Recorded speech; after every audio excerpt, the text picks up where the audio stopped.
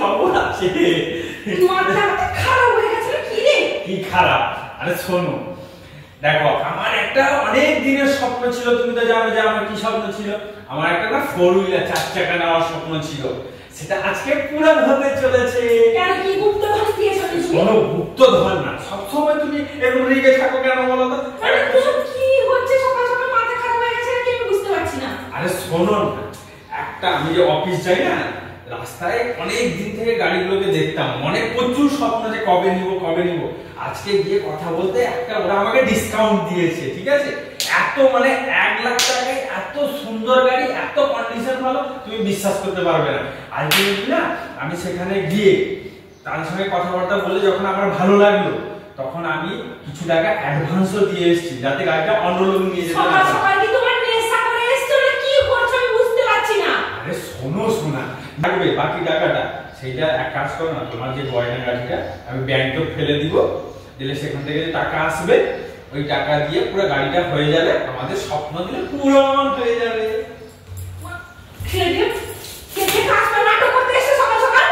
কেন এত রেগে যাচ্ছ কেন? গাড়ি আসবে খুশি না তুমি? কি খুশি না? তোর মনে হয় মাথা মাথা গেছে, তোর মস্তিষ্ক পুরো খারাপ হয়ে গেছে। কেন? না হলে ভালো মানুষের কথাবার্তা এগুলো না। তাহলে কোন তুই কি বলছিস? এগুলো লোককে পয়সা দিয়ে এসেছি, এগুলো কি মানে কি আমি কিছু বুঝছি না।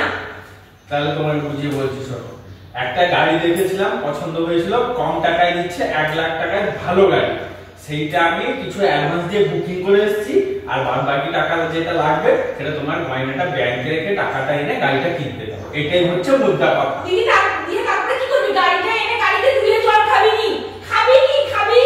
শোনো, খাওয়া দাওয়া তো প্রতিদিন হচ্ছে, গাড়িতে বসে যে ঘুরবো, নতুন নতুন জায়গায় যাবো, আর আমার একটা স্বপ্ন পূরণ হচ্ছে যে তোর মাথা কি ছিল হয়ে গেছে? তুই পয়সা দিয়ে এসেছিস লোককে? হ্যাঁ। তুই লজ্জা করে আমার সামনে মুখে বলছিস? লজ্জা লাগে না তোর? শোনো, এত চিৎকার করছো কেন? চুপ করো, একটু শান্তিতে শোনো না, কি হয়েছে তোমার অসুবিধাটা? তুই আমাকে শান্ত থাকতে বলছিস, তোর মুখে লজ্জা লাগে না? কি লজ্জা? তুই পয়সা অ্যাডভান্স দিয়ে এসে তারপর আমাকে এখানে জানাচ্ছিস যে তুই গাড়ি কিনেছিস। কি হয়েছে? কি হবে না? কি হবে? গাড়ি কিনে দিছিস আমাকে জানাবি নাকি? না, তোমার জানাতে এলাম তো, সেই জন্য তো বলছি যে বাবা। আরে তুই এত বড় সাহস তুই এসে আমাকে বলছিস আমার গয়নাটা বন্ধ করে রেখে তুই টাকা আনবি? এত বড় সাহস হয়ে গেছে তোর? ঘর থেকে আমার ঘর থেকে তোর গয়নাটা টাকা তুই ফেরার ঘর থেকে ভেতরে তোর গাড়ি নিয়ে তুই ঘর থেকে বেরো। তোর পয়সায় আমি আর খাবো না, আমার ছেলেকে নিয়ে পড়বো না, রাস্তায় ভিক্ষা মেরে খাবো, কিন্তু তোর সঙ্গে আর থাকবো না, তোর মতো মানুষের সঙ্গে আমি আর থাকবো না। বিশেষ কর তুই আমার মাথা খারাপ করে রেখে দিয়েছিস। তুই কি মানে তোর মনে মানে কোনো বুদ্ধি শুদ্ধি কবে বোধ জ্ঞান হবে তোর? বলো, তুমি এত হাইপার হয়ে যাচ্ছ কেন? আরে বাবা, একটা স্বপ্ন পূরণ হচ্ছে, তাতেও তুমি খুশি না? স্বপ্ন পূরণ? এগুলো স্বপ্ন? আরে ছেঁড়া টাকায় শুয়ে লাখ টাকার স্বপ্ন কোনোদিন দেখতে নেই। তুই দেখিস ফালতুর মতন। তো কি হয়েছে? কি হয়েছে? আমার কি হয়েছে বলি? তুমি তোমার গয়নাটা দিবে, আমি ব্যাংকে ফেলে টাকাটা নিয়ে তোমাকে আবার উঠিয়ে দেবো টাকা।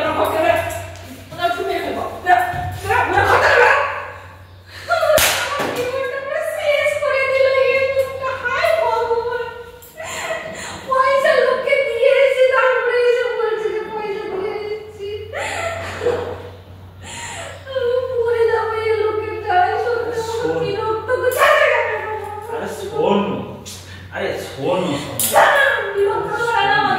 শোনো, এরকম করলে কি জানো কাঁদছো? শোনো,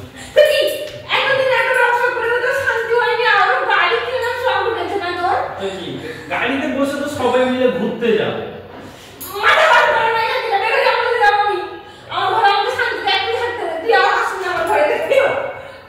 আমি বেরিয়ে গেলে তুমি একা কি করে থাকবে?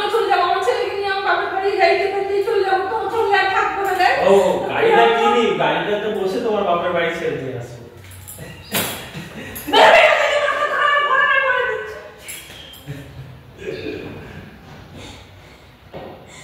ও বাবা রে, তুমি এত এই শোনো না,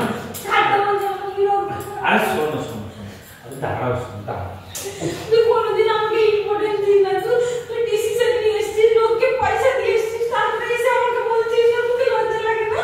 আরে শোনো না, আরে তোমার সঙ্গে আমি একটু মজা করছিলাম, প্র্যাঙ্ক হচ্ছিলাম, গাড়ি কিনতে গেলে তোমাকে নিয়ে যেতাম না, একা একা নিয়ে চলে আসতাম নি। আরে এত মজাও বুঝেন। কি মজা রে, এগুলো মজা। দেখো বন্ধুরা, আমার বউকে বোকা বানানো কত সহজ ব্যাপার।